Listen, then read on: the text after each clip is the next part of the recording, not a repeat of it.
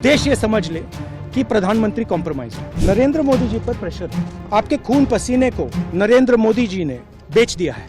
ये हिंदुस्तान की जनता को सोचना है। इसलिए बेचा है क्योंकि ये कॉम्प्रोमाइज्ड है और वो भी जानते हैं, मैं भी जानता हूँ। एप्स्टाइन फाइल्स में जो है, जो पूरा देश जानना चाहता है कि हमारे प्रधानमंत्री को कॉम्प्रोमाइज कर दिया गया है।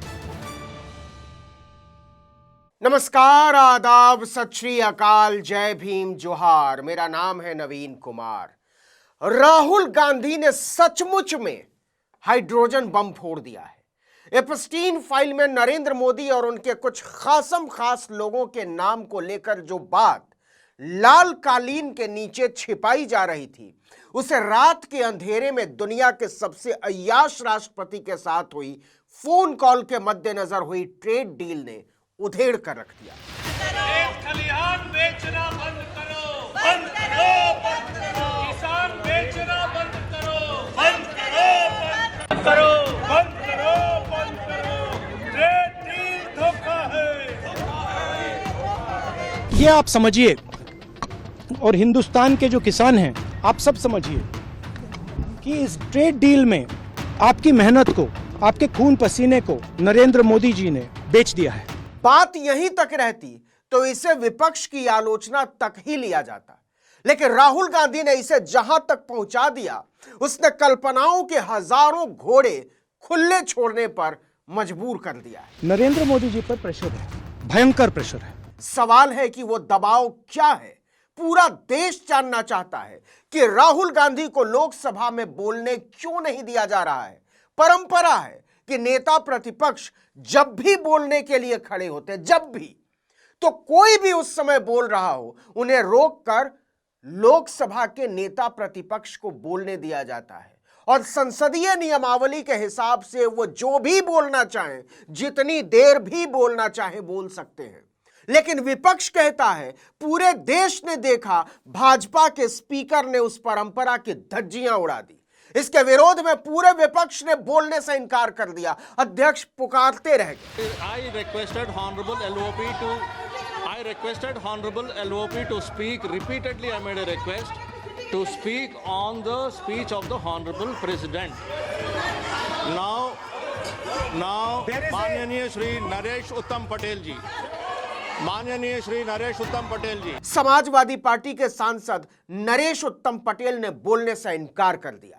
इसके बाद डीएम के सांसद डीएम कातिर आनंद ने भी बोलने से इनकार कर दिया। इसके बाद तृणमूल कांग्रेस की सांसद शताब्दी रॉय ने भी बोलने से इनकार कर दिया। संसदीय मर्यादा तार तार हो रही थी, लेकिन भाजपा के सांसदों के चेहरों पर शिकन तक नहीं थी। इतिहास में पहली बार हिस्ट्री में एलओपी को प्रेसिडेंशियल एड्रेस में नहीं बोलने दिया। लेकिन क्यों?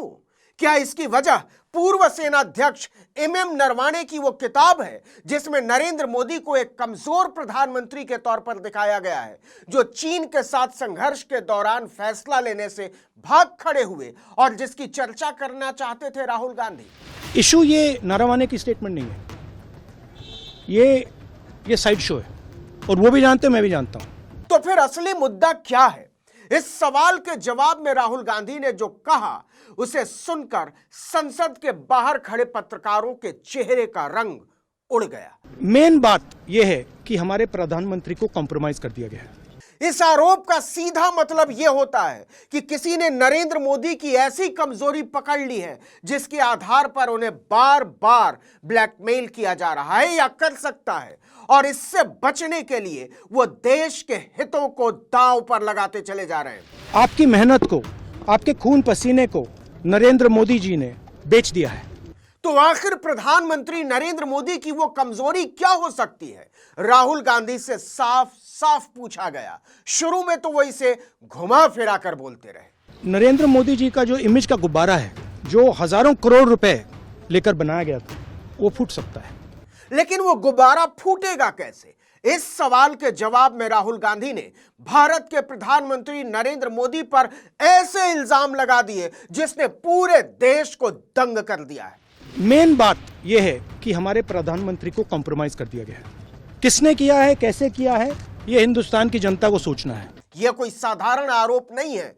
असाधारण कहना भी कम ही होगा। असल में यह आरोप किसी भी देश को झकझोर कर रख देने वाले हैं कि किसी ने उसके प्रधानमंत्री की ऐसी कमजोरी पकड़ ली है जिससे वो चाहे भी तो बच नहीं सकते। और वो इसलिए बेचा है क्योंकि ये कॉम्प्रोमाइज्ड है। तो क्या यही वजह है कि लोकसभा में नेता प्रतिपक्ष राहुल गांधी को बोलने नहीं दिया जा रहा है, उनका माइक ऑफ कर दिया जा रहा है? सर, मैं नेशनल सिक्योरिटी पर बोल रहा हूं। नेशनल सिक्योरिटी सेंट्रल है प्रेसिडेंट भाषण का। देखिए, राहुल गांधी लगातार 2 दिन तक संसद में अपनी बात रखने की कोशिश करते रहे, लेकिन उन्हें बोलने नहीं दिया गया। राहुल ने यह कहकर देश को हिला दिया है कि इसकी वजह किताब का हिस्सा नहीं, कुछ और है, और उसी वजह से देश को ट्रेड डील के नाम पर मोदी ने बेच दिया अमेरिका के हाथों। सिर्फ आपको नहीं बेचा है, देश को बेचा है, इसीलिए मुझे वहां नहीं बोलने देना है। बात यही नहीं थमी। राहुल ने कहा कि अमेरिका ने नरेंद्र मोदी की सबसे कमजोर नस पकड़ ली है। एक अदानी जी पर केस है यूनाइटेड स्टेट्स में, वो अदानी जी को टारगेट नहीं कर रहा है, वो नरेंद्र मोदी के फाइनेंशियल स्ट्रक्चर को टारगेट कर रहा है। तो क्या केवल यही मामला है? राहुल ने इसके जवाब में जो कहा उसे सुनकर कोई भी भारतीय, वो चाहे कहीं भी रहता हो, सोच में पड़ जाएगा कि क्या सचमुच में ऐसा हो सकता है।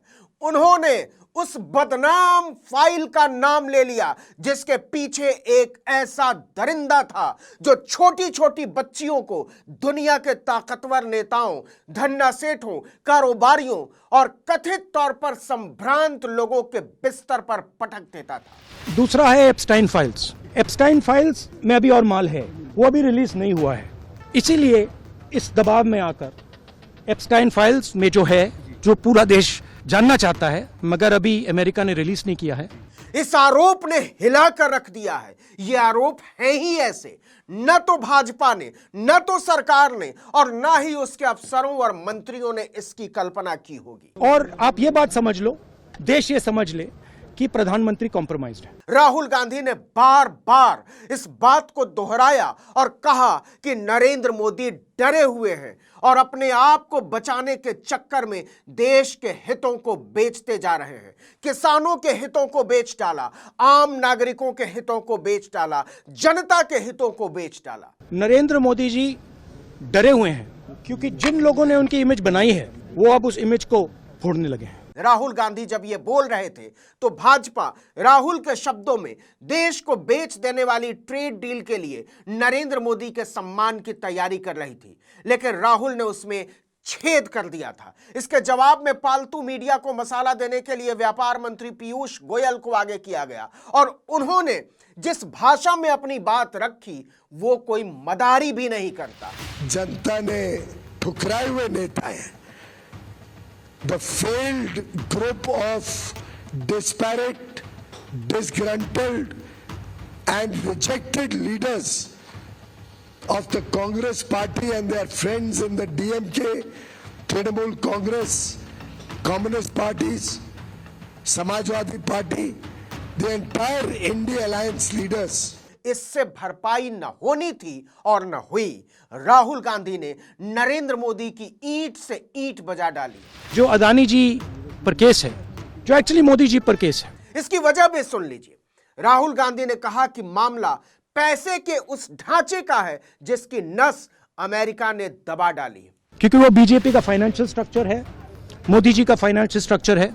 अब पूरा देश जानना चाहता है कि आगे क्या होगा। उस फाइल में वो कौन सा मसाला है जिसकी बात राहुल गांधी कर रहे हैं और उस मसाले से प्रधानमंत्री का क्या वास्ता हो सकता है। जो भी हो, लेकिन राहुल ने भारत की राजनीति में तहलका तो मचा ही दिया है। अब मोदी की सांस ऊपर की ऊपर है और नीचे की नीचे। इस वीडियो में इतना ही, लेकिन अगर आपने आर्टिकल 19 इंडिया को अब तक सब्सक्राइब नहीं किया है तो फौरन कर दीजिए, बेल आइकॉन दबाइए, घंटी जैसी आकृति लाइक कीजिए और कमेंट करके बताइए कि हमारा वीडियो आपको कैसा लगा। हमारा ट्विटर हैंडल है article19_India और मेरा ट्विटर हैंडल है नवीन जर्नलिस्ट। नमस्कार।